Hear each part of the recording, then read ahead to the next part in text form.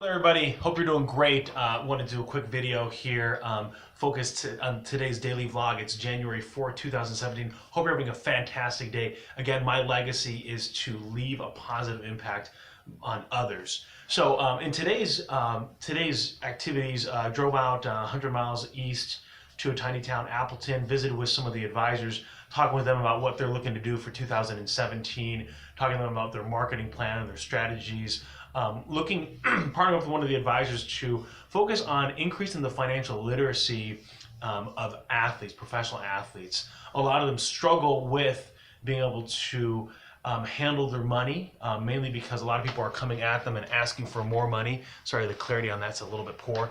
And so want to be able to see what we can do about changing that narrative. About 75 to 85% of professional athletes, they'll leave and they'll be within 18 months to 24 months bankrupt broke.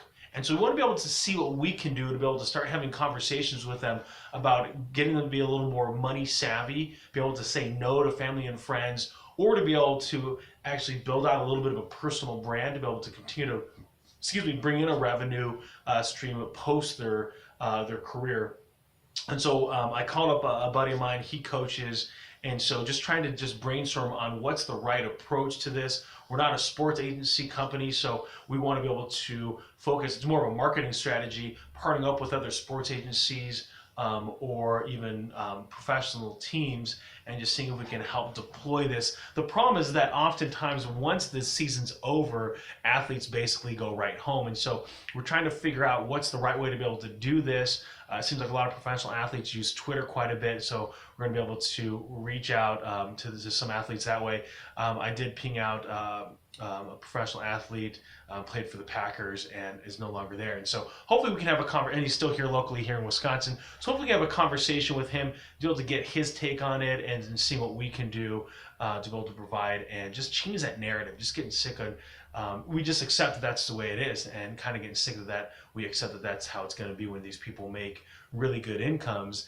And then once the endorsements are done and once the sponsorships are done and their career's over, you can kind of be on your own, and I don't like that idea. And then the other thing, when I started getting really, as I was talking to this person that coaches, I was just writing some different notes down about where we want to take that. The other thing that I was doing before, when I first got into the office, when there's some downtime between the advisors, I was jumping in on some social media stuff there you might have seen, engaging with people. Again, you got to be social on social media. And then started just planning out what's my attack plan when it comes to marketing. I like to have 3 or 4. Right now I have 3 different prongs of approaches. One, I'm partnering up with professionals. So I'm partnering up with an accountant. I'm meeting with him next week to be able to help his clients have financial services. So that way it can be a one-stop shop for those clients as they get their tax returns done.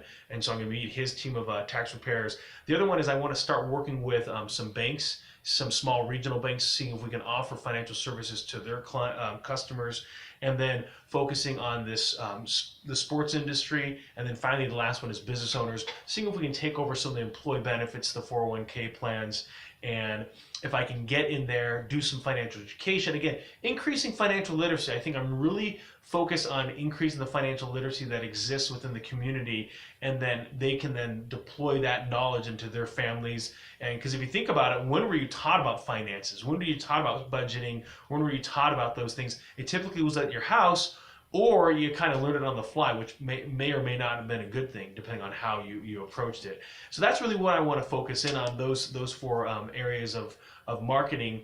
And I'm going to be meeting on the drive home, hit up with another financial advisor, see where his head's at and his strategies. And then on my drive home, I'll reach out to some of my other advisors just on the phone, check in with them, see how things are going with them, what they're planning to do for 2017, how I can provide any value or service to them. And so again, I offer it out to you. If I can be of any value to you, feel free to reach out to me. Cell phone number is 262-271-4411, or feel free to give me an email on.sherman@principal.com. Have a fantastic day, everybody. I will update the vlog on the way home. Once I'm home, not while I'm driving.